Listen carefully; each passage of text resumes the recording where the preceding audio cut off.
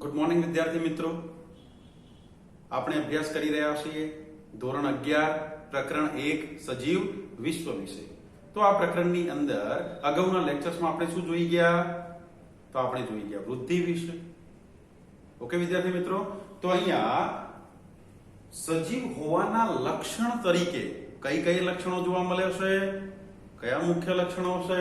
તો આપણે કહીએ કે સજીવ જે છે અને સજીવ હોવાના લક્ષણ તરીકે એની લાક્ષણિકતાઓ આપણે વાત કરી હતી. કઈ કઈ લાક્ષણિકતાઓની વાત કરી હતી?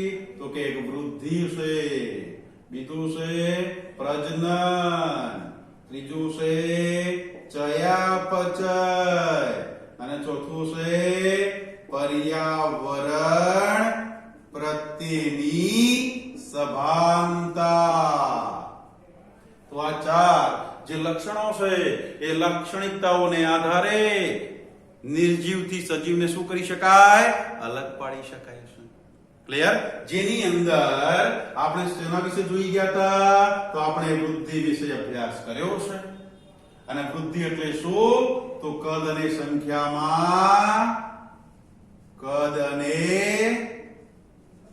સંખ્યામાં શું કહેશે? વધારો થવો. એટલે એને આપણે શું કહેતા હતા? વૃદ્ધિ તરીકે ઓળખીએ છીએ. ક્લિયર? અને વૃદ્ધિ જે છે એ વૃદ્ધિ એ શું કહેશે કે સજીવોની અંદર થાય છે, એના લક્ષણ તરીકે લેવાય છે. પણ કેટલાક નિર્જીવ રચનાઓ પણ છે, એમાં પણ વૃદ્ધિ થાય છે, એનું પણ કદ વધતું હોય છે. અને એના ઉદાહરણ આપણે જોયા હતા કે પર્વતો છે, શિલાખંડો છે, કે સેન્ડ ડ્યુન્સ છે, રેતીના ઢગલાઓ છે, કે એના કદમાં પણ શું થાય છે? વધારો થતો હોય છે. તો શું આપણે એ પર્વતો, શિલાખંડો કે રેતીના ઢગલાઓને સજીવ તરીકે લઈ શકાય? ન લઈ શકાય. તો શું કહેશે? વૃદ્ધિ એટલે આપણે જોઈ ગયા કે કદ અને સંખ્યામાં થતો વધારો. પણ આવી વૃદ્ધિ બેની અંદર થાય છે, સજીવમાં પણ હોય અને નિર્જીવમાં પણ હોય છે. ઓકે, સજીવમાં તો શું કે કદ અને સંખ્યામાં વધે છે અને પરિણામે સજીવ કદમાં કેવો બને છે? મોટો બને છે. પણ નિર્જીવની અંદર પણ જોઈ ગયા હતા કે એમાં પણ કદમાં થતો વધારો હોય છે. તો શું એને સજીવ તરીકે ગણી શકાય? માટે આપણે કહેતા હતા શું કહેતા હતા કે વૃદ્ધિ એ પરિપૂર્ણ રીતે એટલે કે સંપૂર્ણ રીતે સજીવના લક્ષણ તરીકે હોતું નથી. અને સજીવની અંદર વૃદ્ધિ કેવા પ્રકારની હતી? શબ્દને બરાબર પકડજો. સજીવોમાં જે વૃદ્ધિ થાય છે એ કેવી હોય છે? તો આંતરિક વૃદ્ધિ થાય છે. અને નિર્જીવ પદાર્થોમાં કેવી રીતે વૃદ્ધિ થાય છે? જરા જણાવો વિદ્યાર્થી મિત્રો. તો એ કેવી હોય છે? બાહ્ય હોય છે. બહારથી દ્રવ્યોની જમાવટ થાય છે અને શું થાય છે? કદમાં વધારો થાય છે. પેલો નાનો રેતીનો ઢગલો હતો, પવનને પરિણામે એ નાના રેતીના ઢગલા પર બીજી રેતી ઉડે છે ને એના ઉપર શું થાય છે? જમાવટ થાય છે, દ્રવ્યો ભેગા થાય છે. અને પરિણામે નાનો ઢગલો કેવો બને છે? મોટો રેતીનો ઢગલો બને છે. અને કદમાં શું થાય છે? વધે છે. તો એ ઢગલાની શું કહેવાય?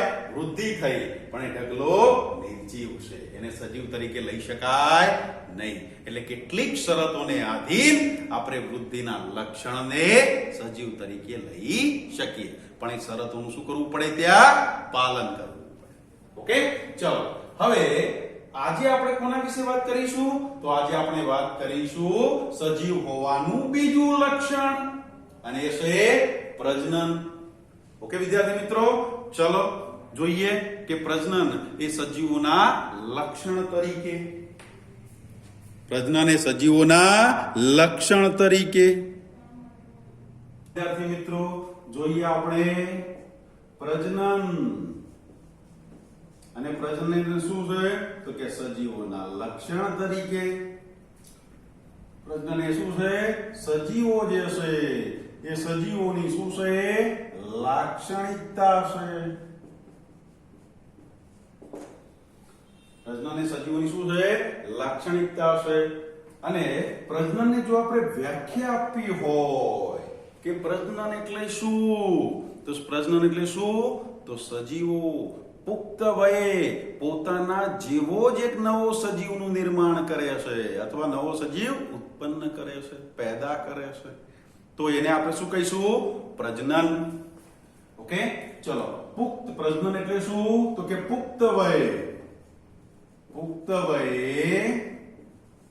સજીવ શું કરે છે? પોતાના જેવો શું કહે છે? પોતાના જેવો જ બીજો સજીવ શું કરે છે? ઉત્પન્ન કરે છે.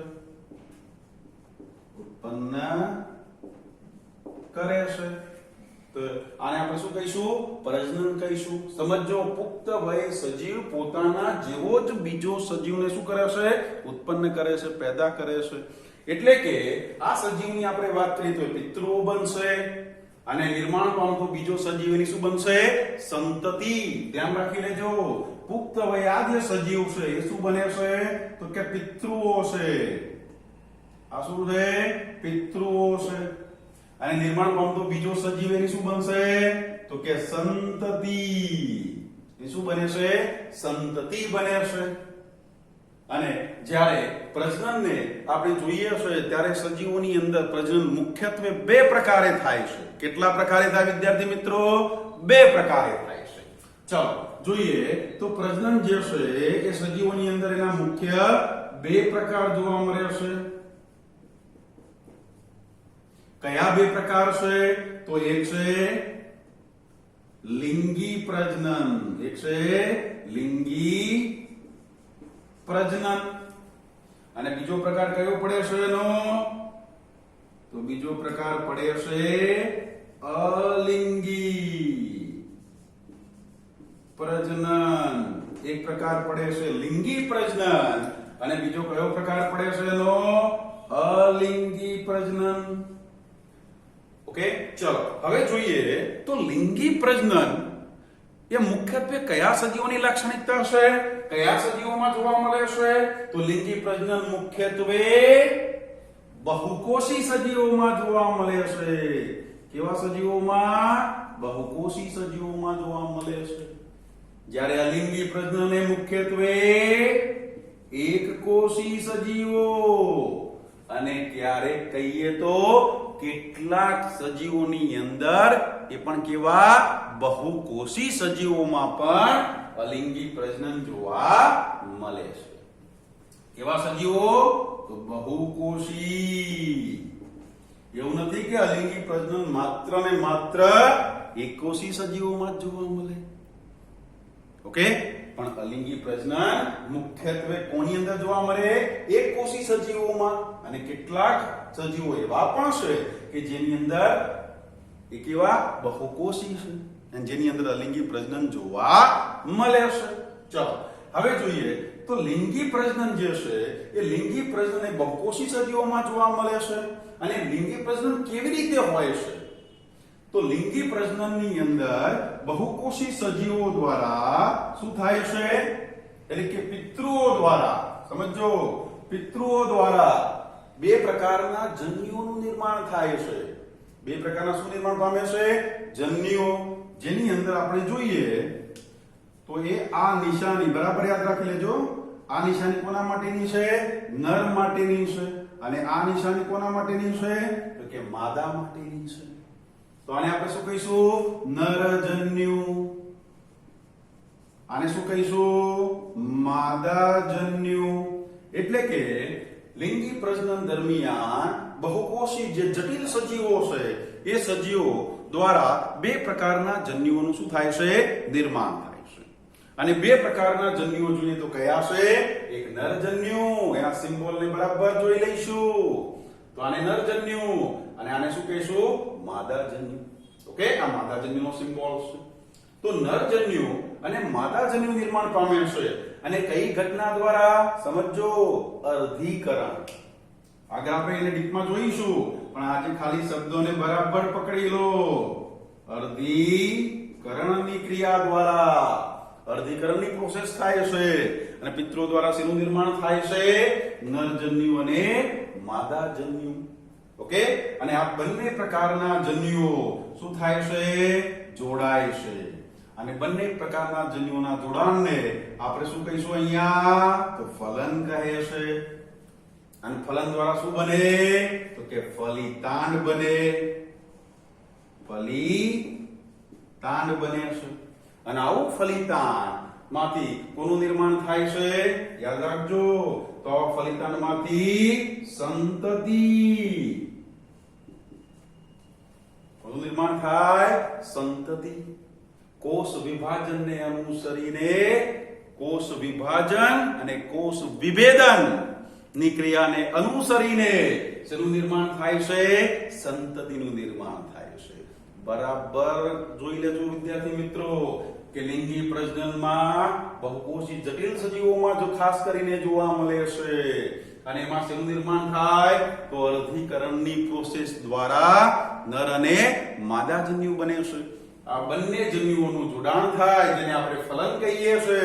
અને ફલન પછી શું બને છે? ફલિતાંડ બને છે. અને ફલિતાંડનો વિકાસ એમાં થાય? સંતતિમાં થાય છે.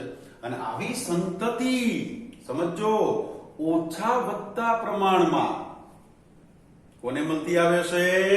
તો કે પિતૃને મળતી આવે છે. અહીંયા નિર્માણ પામતી સંતતિ કોને મળતી આવે છે? ઓછા વધતા પ્રમાણમાં પિતૃને મળતી આવે છે. આવી સંતતિ ઓછા વધતા પ્રમાણમાં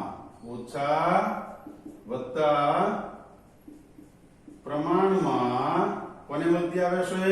તો કે પિતૃઓને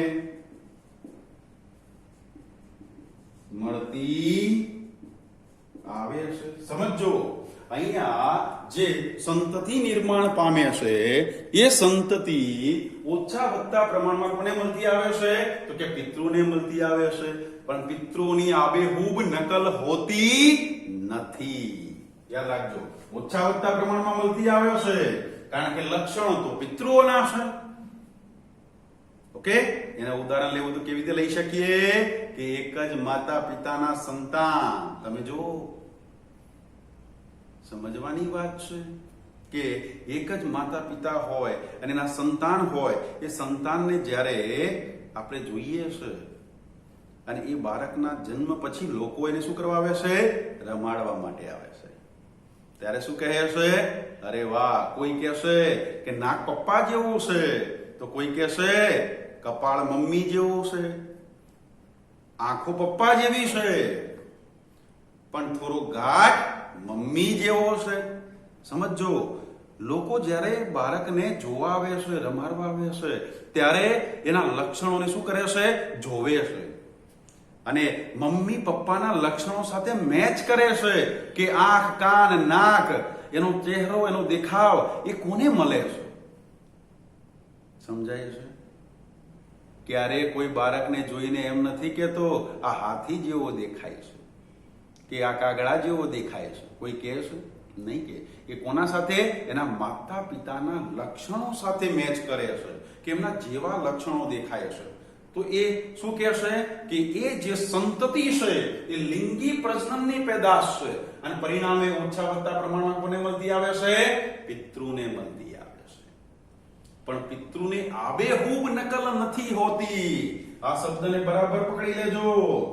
આ સંતતિ એ પિતૃઓની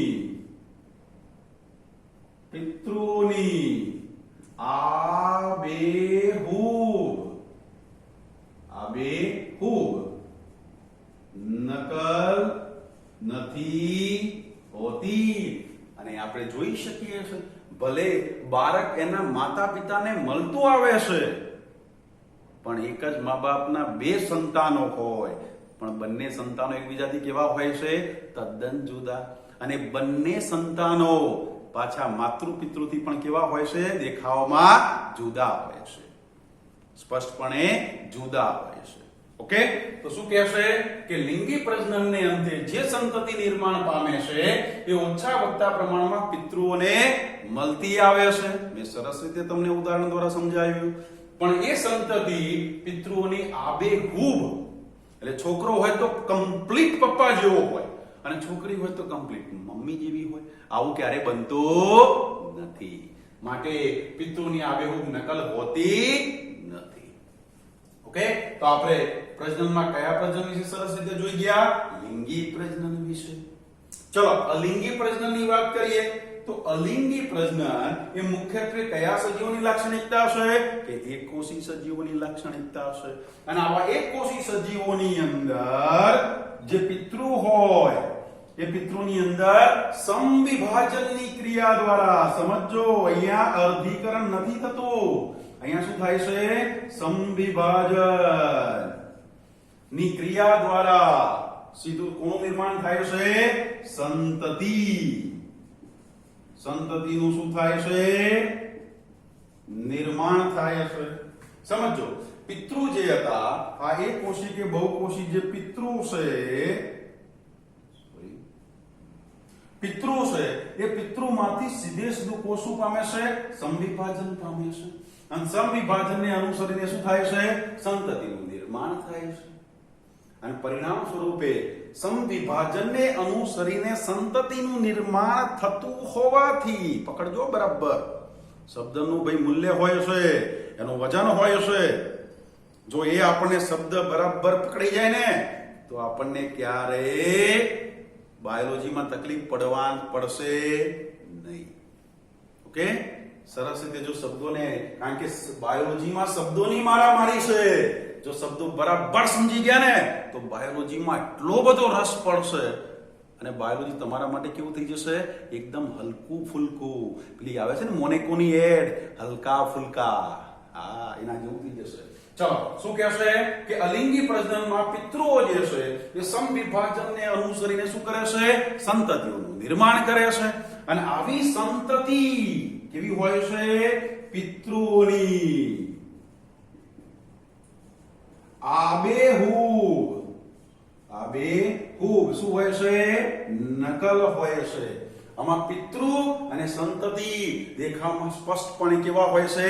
સમાન હોય છે. માટે આપણે એને શું કહીશું? પિતૃઓની આબેહૂબ નકલ હોય છે. લિંગી પ્રજનનમાં પિતૃઓની આબેહૂબ નકલ હોતી નથી. જ્યારે એક લિંગીમાં નિર્માણ પામતી સંતતિ હોય, પિતૃઓને શું હોય છે? આબેહૂબ નકલ હોય છે. ક્લિયર વિદ્યાર્થી મિત્રો?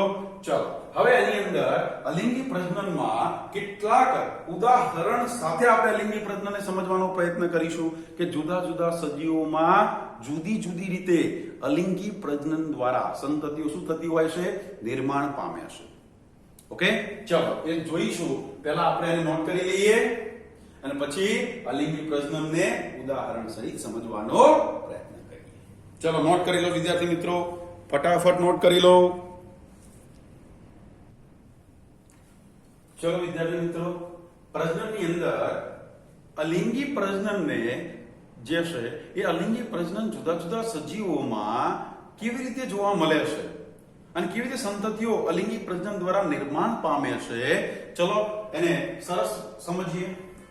તો પ્રજનનમાં શું કહેશે? અલિંગી પ્રજનન. આને બરાબર સરસ રીતે સમજી લઈશું કારણ કે એમસીક્યુ પણ આમાંથી આવી શકે એમ છે, કારણ કે ઉદાહરણો પણ સરસ છે. ઓકે, ચલો જોઈએ. તો અલિંગી પ્રજનનની અંદર આપણે જોતા હોય તો આપણે વાત કરીએ તો કે અલિંગી પ્રજનન એ મોટા ભાગે એકકોષી સજીવોની લાક્ષણિકતા છે અને ત્યાં જોઈએ તો કેટલાક બહુકોષી સજીવોમાં પણ જોવા મળે છે.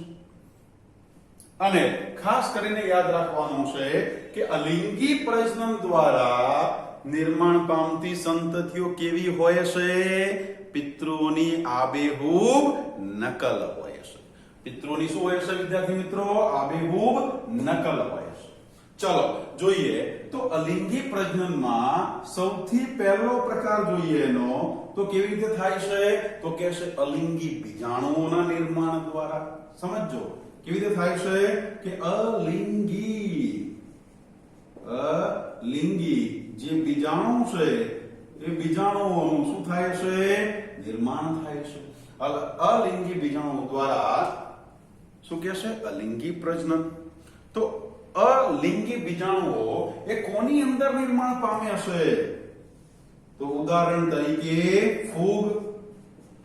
ફૂગની અંદર કેવી રીતે તો કે અલિંગી બીજાણુ દ્વારા અલિંગી પ્રજનન જોવા મળે છે. અસેક્સ્યુઅલ જે રિપ્રોડક્શન છે એ કોની અંદર જોવા મળે છે અને પણ કોના દ્વારા સ્પોર દ્વારા એટલે કે બીજાણુના નિર્માણ દ્વારા કોની અંદર જોવા મળે છે તો કે ફૂગમાં જોવા મળે છે. અને ફૂગના ઉદાહરણ જો આપણે લઈએ તો એના ઉદાહરણ કયા છે આપણી એનસીઈઆરટી બુકમાં કેટલાક ઉદાહરણ હોય ખરા અને ન પણ આપેલા હોય જે આપણે અહીંયા ભણાવીએ છીએ પણ આપણે શું કરવાનું છે નોટ કરીશું. ચલો ફૂગની અંદર જોઈએ તો પેનિસિલિયમ છે. ઓકે એસ્પરજિલસ છે જેવી ફૂગ છે કે જેની અંદર અલિંગી બીજાણુ દ્વારા શું થાય છે તો કે અલિંગી પ્રજનન જોવા મળે છે. અને અલિંગી બીજાણુના નિર્માણ દ્વારા શું થાય છે તો કે એ બહુગુણિત થતી હોય છે. કોણ ફૂગ કઈ પેનિસિલિયમ છે એસ્પરજિલસ છે. તો આવી ફૂગ એ શું પામે છે બહુગુણિત અને વિસ્તૃત થતી હોય છે. વિસ્તરિત થતા હોય છે અથવા થતી હોય છે. સમજો વિદ્યાર્થી મિત્રો કે અલિંગી બીજાણુ દ્વારા ફૂગ જે છે એ શું થાય છે તો કે બહુગુણિત એટલે એની સંખ્યામાં શું કરે છે વધારો કરે છે. એ જાતિની સંખ્યામાં શું થાય છે વધારો થાય છે અને સાથે સાથે વિસ્તૃત થવું એટલે ફેલાય છે. ઓકે ચલો કેવી રીતે થાય છે તો એક આકૃતિ દ્વારા સમજાવવાનો પ્રયત્ન કરો કે ચલો એક આ ફૂગ છે. જોજો વિદ્યાર્થી મિત્રો આ એક ફૂગ છે. આ ફૂગને જે તંતુ હોય એને આપણે શું કહીશું તો કે આ એનો કવક જાળ છે. આ શું થઈ ગયા ની કવક જાળ છે. સમજો વિદ્યાર્થી મિત્રો આ છે શું છે એનું કવક જાળ છે. અને કવક જાળ ઉપર કેવી રીતે તો કે અલિંગી બીજાણુ કોનિડિયા નું નિર્માણ થાય છે. અને કેવી રીતે હોય છે ચલો જોઈએ પણ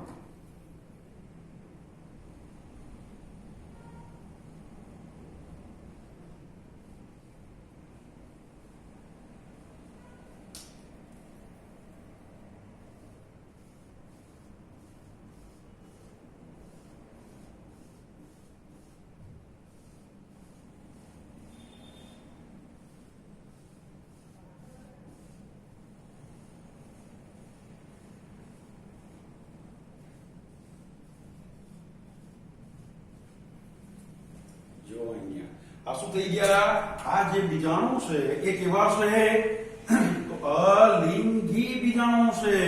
આ શું છે અલિંગી બીજાણુ અને એને આપણે લખો તો બીજા કયા નામ લખીએ કોનિડિયા. આ બધા શબ્દો આપણી એનસીઈઆરટી બુકમાં છે નહીં. ઓકે આકૃતિઓ પણ છે નહીં પણ આપણે દોડીશું પણ ખરા અને એ શબ્દોને બરાબર પકડીશું પણ ખરા. ઓકે ચલો તો અલિંગી બીજાણુ દ્વારા કેવી રીતે થાય છે તો આ પ્રમાણે અલિંગી બીજાણુ નિર્માણ પામે છે અને મારાના મણકાની માફક ગોઠવાયેલા આ બધા જ બીજાણુઓ પછી શું થઈ જશે છૂટા પડે છે. એક એક કરીને ધીરે ધીરે શું થતા જશે છૂટા પડતા જાય છે. અને છૂટા પડી શું કરે છે એક નવી ફૂગની આ સંતતિ નું નિર્માણ કરે છે. આ બીજાણુ અંકુરણ પામી અનુકૂળ સંજોગોની અંદર એક નવી પેનિસિલિયમ કે એસ્પરજિલસ જેવી ફૂગનું શું કરે છે નિર્માણ કરે છે. ઓકે ચલો હવે આગળ જોઈએ તો અલિંગી પ્રજનન દ્વારા બીજી કેવી રીતે થાય છે ચલો તો બીજું થાય છે અલિંગી પ્રજનન દ્વારા એટલે કે કલિકા સર્જન. બીજો એનો પ્રકાર કયો પડે છે કલિકા સર્જન.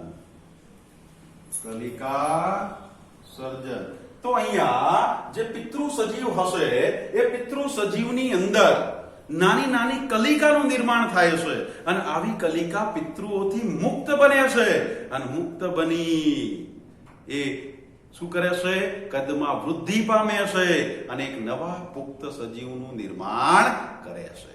ઓકે વિદ્યાર્થી મિત્રો ચલો કલિકા સર્જનની આપણે વાત કરીએ તો કલિકા સર્જન એ કયા પ્રકારના સજીવોની અંદર જોવા મળે છે તો કે છે નિમ્ન કક્ષાના સજીવો. સમજો બરાબર, નિમ્ન કક્ષાના સજીવો.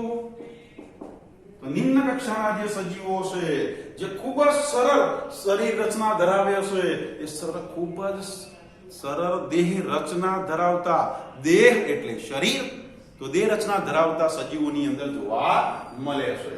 અને એના ઉદાહરણ જો આપણે લઈએ તો ઉદાહરણ તરીકે શું છે તો કલિકા સર્જન ક્યાં જોવા મળે છે તો કે ઈસ્ટ. અનિષ્ટ થી આપણે વાકેફ છીએ. ઓકે, પેલા બેકરીની અંદર બ્રેડ પાવ બનાવવા માટે કોનો ઉપયોગ કરે છે તો ઈસ્ટનો ઉપયોગ કરે છે. ઓકે, ચલો ઈસ્ટ છે આથમણ માટે, સાથે સાથે આલ્કોહોલિક પીણા બનાવવા માટે પણ કોનો ઉપયોગ થાય છે ઈસ્ટનો ઉપયોગ થાય છે. ઓકે, જે શેના માટે ફર્મેન્ટેશન આથમણ માટે ઉપયોગ કરાય છે. ચલો ઈસ્ટ છે, પછી છે હાઇડ્રા. હાઇડ્રા પ્રાણી છે. ઓકે, ઈસ્ટ શું છે ફૂગ છે, જ્યારે હાઇડ્રા કોણ છે પ્રાણી છે. તો આ બંને પ્રકારના સજીવોમાં કલિકા સર્જન દ્વારા શું થાય છે અલિંગી પ્રજનન થતું જોવા મળે છે. ચલો આ પદ્ધતિની અંદર આપણે જોઈએ તો શું કહે છે કે એક નાની કલિકાઓ પિતૃ દ્વારા શું થાય છે તો કલિકાઓનું નિર્માણ થાય છે. ઓકે, અને એવી કલિકાઓ પિતૃઓથી શું થાય છે છૂટી પડી જાય છે, અને છૂટી પડી પુખ્ત પિતૃનું પુખ્ત સજીવનું શું કરે છે નિર્માણ કરે છે. ચલો ઈષ્ટની અંદર આપણે જોઈએ તો આ એક પુખ્ત ઈષ્ટ છે. સમજો વિદ્યાર્થી મિત્રો, આ એક કેવી ઈષ્ટ છે તો કે પુખ્ત ઈષ્ટ છે. ઓકે, અને આવી પુખ્ત ઈષ્ટ ની જે આ બહારની સપાટી છે એ કોઈ પણ સપાટીએ, એવું નથી કે કોઈ પર્ટિક્યુલર સપાટી, કોઈ પણ સપાટીએ શું થાય છે એક નાની આવી કલિકા ઉપસી આવે છે. સમજો, અને એ કલિકાની અંદર આ જે કોષ કેન્દ્ર ને કોષ રસ હતો એ વિભાજન પામી એની અંદર પ્રવેશ કરે છે. ઓકે, અને આ જે રચના છે એને આપણે શું કહીશું આ કલિકા છે, બડિંગ છે. શું છે કલિકા, અને શું કહીશું કલિકા સર્જન. અને આવી કલિકા પિતૃથી મુક્ત થઈ એક નવા પુખ્ત ઈષ્ટનું શું કરે છે નિર્માણ કરે છે, વૃદ્ધિ પામી પુખ્ત ઈષ્ટનું નિર્માણ કરે છે. ચલો હાઇડ્રાની અંદર આપણે જોઈએ તો હાઇડ્રામાં કેવી રીતે થાય છે તો કે હાઇડ્રાની અંદર જોઈએ તો હાઇડ્રા પ્રાણી કેવું દેખાય છે જોજો વિદ્યાર્થી મિત્રો, આપણે આકૃતિ પણ દોરીશું એની.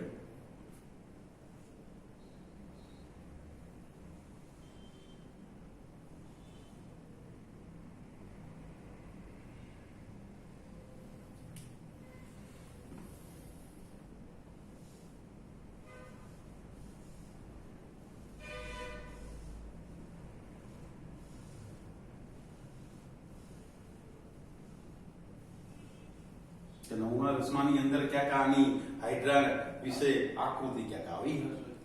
ઓકે, આપણે જાણીએ પણ છે. ચલો આ થઈ ગયું હાઇડ્રા પ્રાણી છે.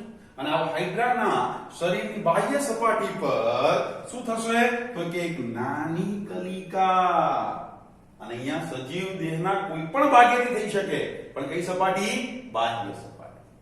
તો બાહ્ય સપાટી પર શું થશે તો કે બાહ્ય સપાટી પર આવી એક કલિકા ઉપસી આવે છે.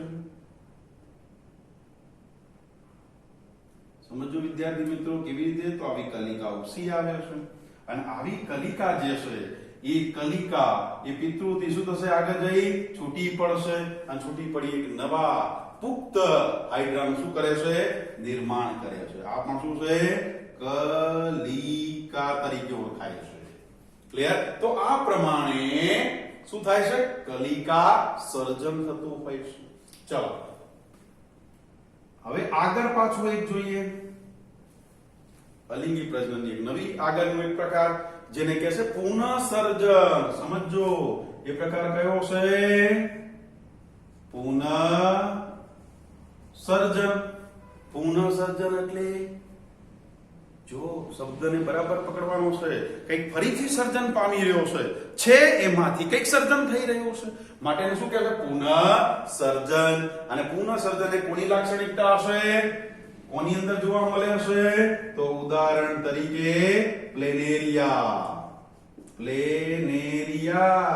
આ પ્લેનેરિયા કોણ છે? તો કે પ્રાણી છે. ઓકે, અને કયું છે? કૃમિ છે. પ્લેનેરિયા કોણ છે? પટ્ટી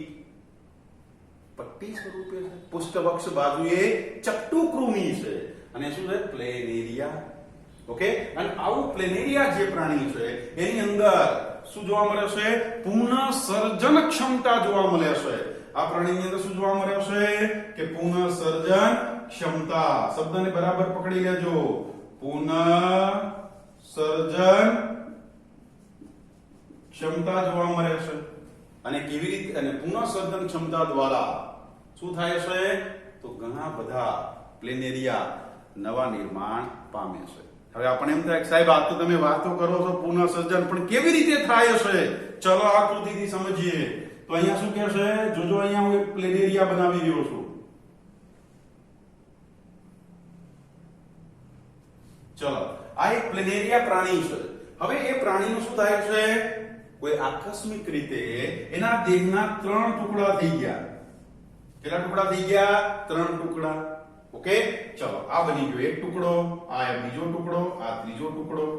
ચલો અહીંયા જોઈએ તો આ એક ટુકડો હતો. ઓકે, આ બીજો ટુકડો હશે, આ ત્રીજો ટુકડો હશે. ક્લિયર? હવે આ ત્રણેય દેહના ટુકડા જે છે એ ત્રણેય ટુકડા જે ગુમાવેલો ભાગ હશે, આ ભાગે કયા? આ બે ભાગ ગુમાવ્યા હશે, આને આ બે ભાગ ગુમાવ્યા હશે, અને આને કયા બે ભાગ ગુમાવ્યા? તો ઉપરના બે ભાગ ગુમાવ્યા હશે. તો જે ગુમાવેલા ભાગ છે એનું શું કરશે? પુનઃનિર્માણ થાય છે, અને જેના પરિણામે એક પુખ્ત પ્રાણીનું સર્જન થાય છે. ચલો સમજો. હવે શું કહે છે કે અહીંયા આ જે ગુમાવેલો ભાગ હતો એ ભાગ હવે શું કરશે? ગુમાવેલા આ બે ભાગનું નિર્માણ કરશે.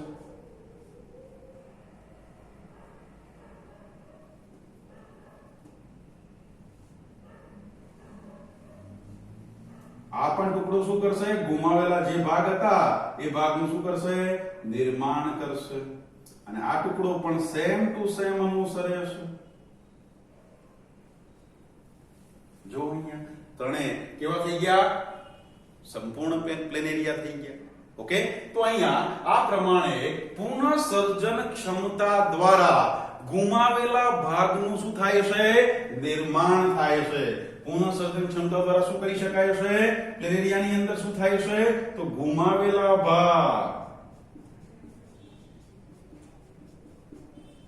ભાગનું શું થાય છે? પુનઃનિર્માણ થાય છે. પણ એ કોના કારણે? પુનઃસર્જન ક્ષમતાને પરિણામે પ્લેનેરિયાની અંદર ગુમાવેલા ભાગનું ફરી નિર્માણ થાય છે, અને ફરીથી શું બની જાય છે? સંપૂર્ણ પ્રાણી માં રૂપાંતરિત થાય છે, જેને કહે છે પુનઃસર્જન ક્ષમતા થાય છે. ઓકે, ચલો હવે આગળ જોઈએ પાછા અલિંગી પ્રજનન દ્વારા.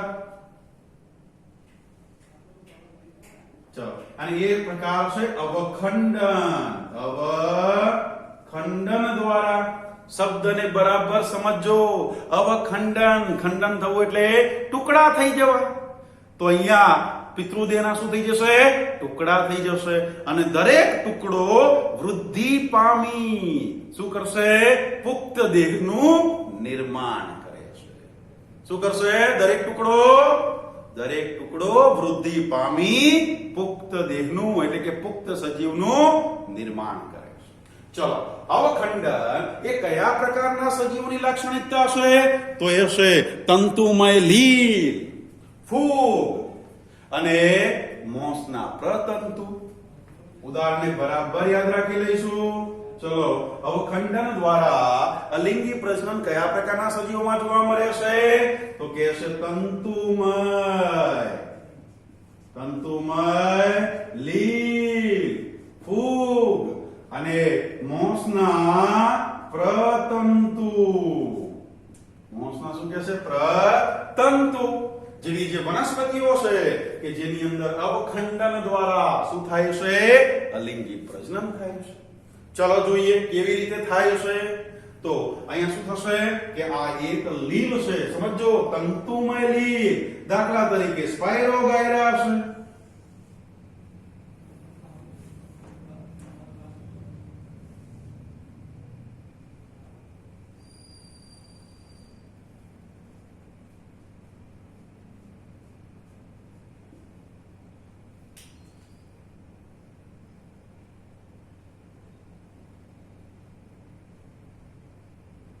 દાખલા તરીકે આ સ્પાયરોગાયરાનું શું છે? તંતુ છે, આ લીલ છે. હવે આવો તંતુ કોઈ આકસ્મિક સંજોગોના પરિણામે શું થઈ જાય? ટુકડા થઈ જાય છે. તો એના દેહના શું થઈ ગયા? અહીંયાથી ટુકડો, અહીંયાથી ટુકડો, અહીંયાથી ટુકડો. તો આ બધા શું થઈ ગયા? ટુકડા થઈ ગયા. ચલો એમાંનો એક ટુકડો હું લઈ લઉં. સમજો, આ સમજવા માટે એક ટુકડો હું લઈ લઉં. તો એ આ એક ટુકડો મેં લઈ લીધો. ક્લિયર? હવે એ ટુકડાની અંદર શું થશે? આ મેં ટુકડો લઈ લીધો.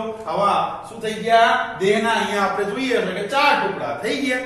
1 2 3 અને 4 ટુકડા બની ગયા છે. તો એ દેહના દરેક ટુકડા, સમજો, હું અહીંયા ઉદાહરણ માટે એક જ લઈ રહ્યો છું. બાકી 4 ટુકડા 4 હોય કે 40 હોય કે 400 થાય, પણ બધા જ ટુકડા શું કરશે? તો આવા ટુકડા એ વૃદ્ધિ પામશે. અને વૃદ્ધિ પામી પાછા શું કરશે? તો કે પુખ્ત સ્પાયરોગાયરા લીલનું શું કરે છે? નિર્માણ કરે છે. પુખ્ત સ્પાયરોગાયરા લીલનું શું કરશે? નિર્માણ કરે છે. બરાબર વિદ્યાર્થી મિત્રો પકડી લઈશું. આ બધી આકૃતિઓ આપણી એનસીઈઆરટી બુકમાં છે નહીં. ઓકે, આ બધી આપણી એનસીઈઆરટી બુકમાં છે નહીં. ક્લિયર? આકૃતિઓ પણ દોરવાની છે, કારણ કે આકૃતિ વગર બાયોલોજી અઘરું છે. ઓકે, ચલો અહીંયા સુધી સરસ રીતે સમજાઈ ગયો. ક્લિયર? ચલો હવે આગળ જોઈએ કે ભાજન દ્વારા અને કેટલાક એકકોષી સજીવો છે કે જેની અંદર અલિંગી પ્રજનન કેવી રીતે થાય છે. આ તો અહીંયા આપણે કોની વાત કરી? એકકોષી અને બહુકોષી બધા આવી જાય છે. ક્લિયર? પણ આપણે જોઈએ તો કેટલાક એકકોષી સજીવો છે.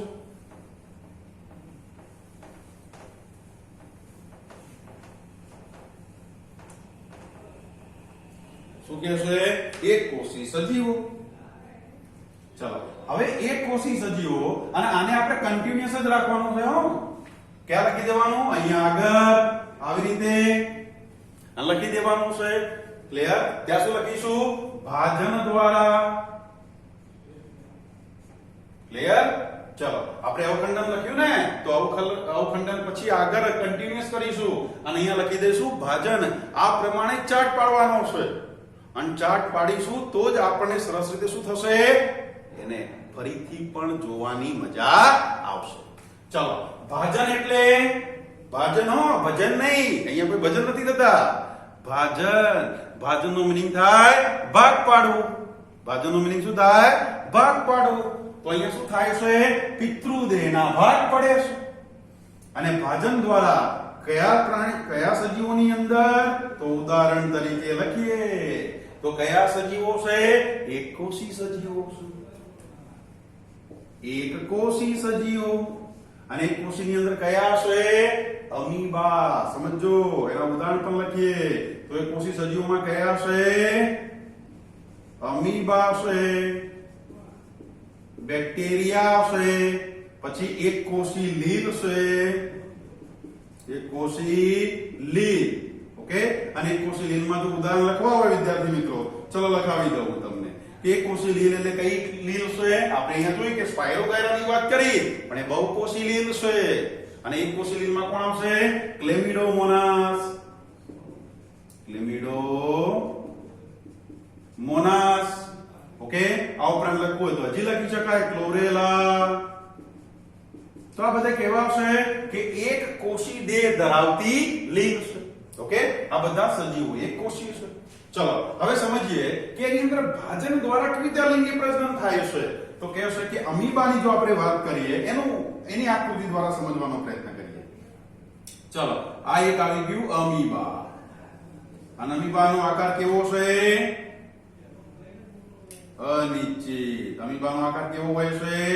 અનિશ્ચિત. આપણા બાનો આકાર કેવો છે? આ અનિશ્ચિત. આ બાદ છે કારણ કે એક કોષી છે અને એમાંથી જ બહુકોષી જટિલ રચનાઓનો શું થયો છે? ઉદ્ભવ થયો છે.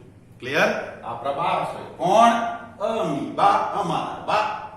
ચાલો યાદ રાખીશું. તો અમીબાની આપણે અંદર જોઈએ તો એનો આકાર કેવો છે? અનિશ્ચિત છે, અનિયમિત છે. અને આવા એક કોષી સજીવ નું શું થઈ જાય? ભાગ પડે છે. કોષ કેન્દ્ર પણ વિભાજન થાય, કોષ રસ પણ વિભાજન થાય અને કોષ કેન્દ્ર ને કોષ વિભાજન ને અંતે શું થઈ જશે? તો આ અમીબા બે ભાગમાં વિભાજિત થઈ જશે. અમીબા કેટલા ભાગમાં? કે બે ભાગમાં શું થઈ જાય છે? વિભાજન પામે છે. અને કેટલા બની જશે? તો કે બે.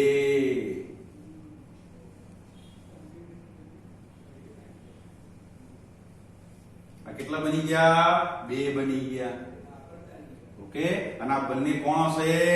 બાર અમીબા. આ બંને શું છે? બાર અમીબા. બાળ અમીબા. ક્લિયર? પણ અહીંયા આ પિતૃમાંથી નિર્માણ પામતી આ બંને સંતતિઓ એ કેવી હશે વિદ્યાર્થી મિત્રો? પકડી લો ઝડપી. કેવી હોય છે? પિતૃઓની આબેહૂબ નકલ હોય છે. પિતૃઓની કેવી હોય છે? આબેહૂબ નકલ હોય છે. ક્લિયર? તો આ શું છે? કે સજીવોની અંદર પ્રજનન થાય છે અને પ્રજનનને પરિણામે શું બને છે? તો કે સંતતિઓનું નિર્માણ થાય છે. અને આ પ્રમાણે પુખ્ત વયે સંતતિઓનું નિર્માણ થવું જેને આપણે પ્રજનન કહીએ છીએ અને પ્રજનન એ સજીવોની શું છે? લાક્ષણિકતા છે. ક્લિયર? સાથે સાથે એ પણ સમજીશું કે આપણે કીધું કે અમીબા પુખ્ત છે, એનું વિભાજન થયું, બે બાળ અમીબા બન્યા. ઓકે. એ પ્રમાણે બેક્ટેરિયા હોય તો બેક્ટેરિયામાં પણ એવું જ છે કે બેક્ટેરિયાની અંદર પણ શું થાય છે? એ વિભાજન પામે છે અને બે બેક્ટેરિયામાં પરિણમે છે. બે માંથી પાછું શું થશે? એ વિભાજન પામી ચારમાં પરિણમે છે. સમજો વિદ્યાર્થી મિત્રો? પણ આ ઘટનાને આપણે અહીંયા શું કીધી? આ પ્રજનન છે. અને આ જ વ્યવસ્થા, આ જ પ્રકારની પ્રોસેસ આપણે અગાઉના લેક્ચરમાં પણ ભણી ગયા. ત્યાં પણ આવું જ હતું કે કોષોની સંખ્યા અને કદમાં શું થતું હતું? વધારો. જેને આપણે શું કહેતા હતા? વૃદ્ધિ કહેતા હતા. જેને આપણે શું કહેતા હતા? તો વૃદ્ધિ કહેતા હતા. તો અહીંયા આ પ્રકારની પ્રોસેસને તો આપણે વૃદ્ધિ કહેતા હતા. તો આ પ્રકારની પ્રોસેસને આપણે અહીંયા શું કીધું? પ્રજનન કીધું છે. ક્લિયર? તો અહીંયા એક કોષી સજીવોમાં બરાબર યાદ રાખી લેજો, એક કોષી સજીવોમાં વૃદ્ધિ અને પ્રજનન કેવા છે? બંનેને સમાન ગણી કાઢ્યા છે. વૃદ્ધિ અને પ્રજનન બંને સરખું જ ગણવામાં આવ્યું છે. કારણ કે આને અલગ ગણી શકાય એમ છે નહીં. કદ અને સંખ્યામાં વધવું એ વૃદ્ધિ પણ છે અને કદ અને સંખ્યામાં વધવું, બહુગુણિત થવું એ પ્રજનન પણ છે. ક્લિયર? પણ સાથે સાથે આપણે શું કીધું કે પુખ્ત વયે નવા સજીવનું નિર્માણ કરવું એ પ્રજનન છે અને પ્રજનન થાય એ જ સજીવ છે. કારણ કે સજીવની શું છે? લાક્ષણિકતાઓ. આ બધા સજીવો હતા કે જેમણે પ્રજનન દ્વારા શું કર્યું? એક નવા સજીવનું નિર્માણ કર્યું છે. ઓકે. અને યાદ રાખજો, જે નિર્જીવ હોય, આ સમજવાની વાત છે, જે નિર્જીવ હોય તો નિર્જીવ ની અંદર ક્યારે પણ પ્રજનન થતું નથી. નિર્જીવ રચનાઓમાં ક્યારે પ્રજનન જોવા મળતું નથી. એ ક્યારે પણ બહુગુણિત થતી નથી. ઓકે. કારણ કે મેં અહીંયા એક પેન લીધી છે. ઓકે. આ પેન મેં ખરીદી તો શું આવતા વર્ષે આ પેન વિભાજન પામી ડબલ થઈ જશે? એટલે 2 થઈ જશે. મારા જોડે 4 છે તો શું આવતા વર્ષે મારા જોડે 8 પેન હશે? નહીં હોય. કારણ કે આ નિર્જીવ છે. આ બહુગુણિત થવાની નથી. આ આમના આમ જ રહેવાની છે. એટલે કે નિર્જીવ રચનાઓમાં ક્યારે પણ પ્રજનન જોવા મળતું નથી. ઓકે. ચાલો, સાથે સાથે આપણે કીધું કે પ્રજનન હોવું એ સજીવનું લક્ષણ છે. પ્રજનન થાય છે સજીવ છે. પણ કેટલાક ઉદાહરણ તમે જુઓ વિદ્યાર્થી મિત્રો. કયા? તો આપણે કહીશું કે ખચ્ચર. સમજો, એક પ્રાણી છે, એનું નામ છે ખચ્ચર.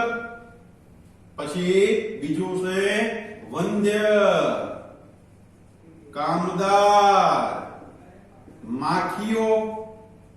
વંધ્ય, કામદાર, મધમાખીઓ જે છે. ઓકે. અને ત્રીજું છે વંધ્ય હોય, વંધ્ય હોય તેવું માનવ યુગલ. સમજો, આ બધા કેવા છે? અપ્રજનનક્ષમ છે. આ ત્રણે ત્રણ કેવા છે? સમજો વિદ્યાર્થી મિત્રો, આ ત્રણે ત્રણ કેવા છે? અપ્રજનનક્ષમ છે. આ પ્રજનન કરતા નથી, તો એનો મિનિંગ કે આ ત્રણેય સજીવ તરીકે નથી. આપણે શું કીધું કે પ્રજનન હોવું એ સજીવનું લક્ષણ છે. તો અહીંયા તો ખચ્ચર છે. ખચ્ચર જાણો છો વિદ્યાર્થી મિત્રો? ખચ્ચર એટલે શું? તો નર ગધેડો અને માદા ઘોડાનું સંકરણ છે. નર ગધેડો લીધો, માદા ઘોડો લીધો, અને બંને વચ્ચે શું કરાવ્યું? ફલન. અને ફલનની અંતે શેનું નિર્માણ થાય છે? ખચ્ચર બને છે, મૂળ બને છે. ઓકે. અને આવું ખચ્ચર એ કેવું છે? વંધ્ય છે, એ પ્રજનનક્ષમ નથી. તો આ ખચ્ચર છે. વંધ્ય, કામદાર, મધમાખી છે. ઓકે. વંધ્ય, કામદાર, મધમાખી છે. પછી વંધ્ય હોય એવું માનવ યુગલ છે. તો આ તો પ્રજનન કરતા નથી, સંતતિનું નિર્માણ કરતા નથી. તો શું આ બધા સજીવ નથી? તો આ બધાને નિર્જીવ ગણી લેવાના? તો આના આધારે આપણે જોઈ શકીએ કે પ્રજનન હોવું, પ્રજનનને સંપૂર્ણપણે, એટલે કે પ્રજનનને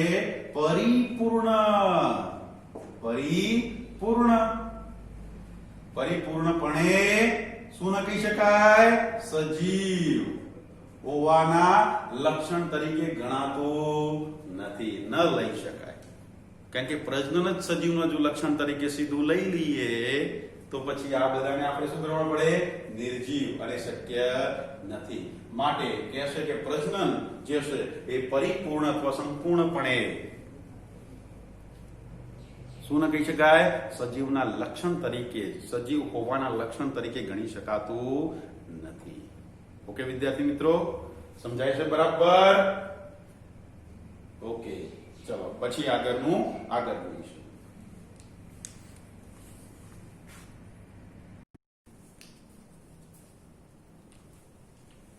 ઓકે વિદ્યાર્થી મિત્રો, તો આપણે જે પણ બે ટોપિક ભણી ગયા છીએ, સજીવ વિશ્વમાં જે પણ બે ટોપિક ભણી ગયા છીએ, એ બંને ટોપિકને આધારે મેં જો કેવા એમસીક્યુ પૂછાય છે એ અહીંયા લખ્યા છે કે આ પ્રકારે એમસીક્યુ આવતા હોય છે.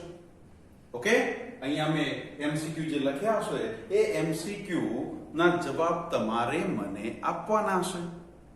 ક્લિયર? આપણે પ્રયત્ન કરવાનો છે કે આપણે જે પણ બે ટોપિક ભણ્યા એ બંને ટોપિકમાં આપણને આ એમસીક્યુ ના સરસ જવાબ આપણે શોધવાના છે. ક્લિયર વિદ્યાર્થી મિત્રો? ચલો જોઈ લો. સૌથી પહેલો એમસીક્યુ જે છે એ આપ્યો છે કે જ્યારે સજીવોને સંપૂર્ણ રીતે શું કહે છે?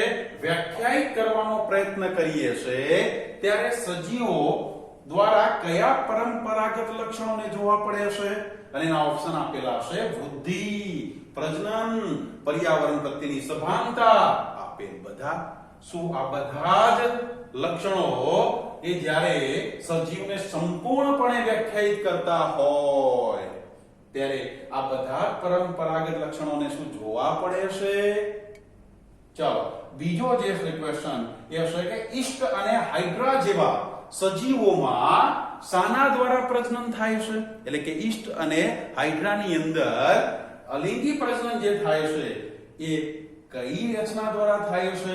તો એ પુનઃસર્જન દ્વારા, કલિકા દ્વારા, અલિંગી બીજાણુ દ્વારા કે અવખંડન દ્વારા? આ ચારમાંથી કઈ પદ્ધતિ દ્વારા ઈસ્ટ અને હાઇડ્રા જેવા સજીવોમાં પ્રજનન થતું જોવા મળે છે? ત્રીજો જે એમસીક્યુ છે એ છે કે નીચેનામાંથી કયા સજીવો વંધ્ય છે? આપણે પ્રજનન સરસ રીતે જોઈ ગયા છે ટોપિકને, એમાંથી આપણે જોવાનું છે કે આમાંથી કયા સજીવો વંધ્ય છે. ક્લિયર? આ પ્રમાણે એમસીક્યુ આવતા હોય છે. ક્લિયર?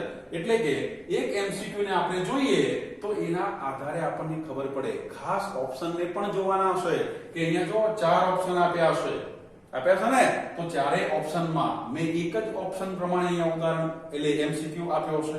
એના આધારે દરેકના ઓપ્શન આધારિત કે વિકલ્પ આધારિત શું બની શકે?